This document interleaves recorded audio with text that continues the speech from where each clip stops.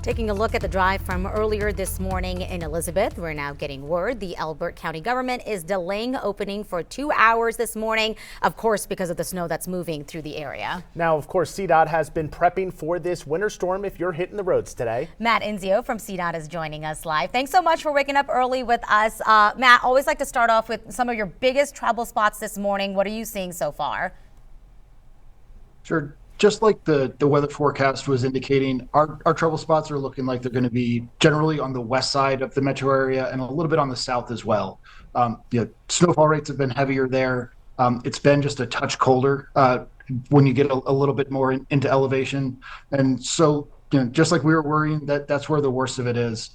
That said, it's really the timing of the storm that has us worried. It is a direct hit with this morning's rush hour and the commute.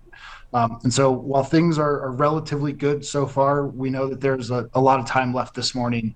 And we hope that people pack their patience and take the time that they need to get where they're going safely.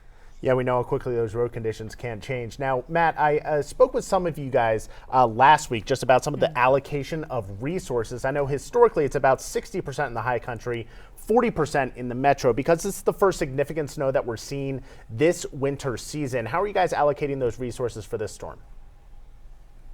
Well, for this one, it really is an all hands on deck situation. We're seeing impacts on mountain passes down in the San Juan Mountains.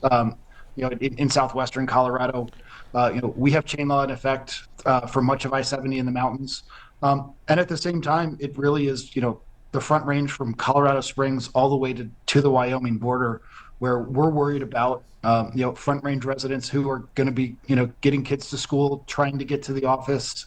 Or to their job if they need to show up in person today. So this really is a statewide event for us.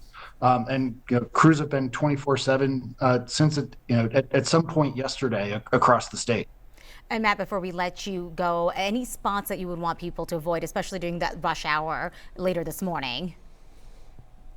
Well, just understand that as rush hour builds, it's going to be a slow one, but that's for everyone's benefit on a day like today. Take the extra time. It's going to get you where you need to go safely at the end of it.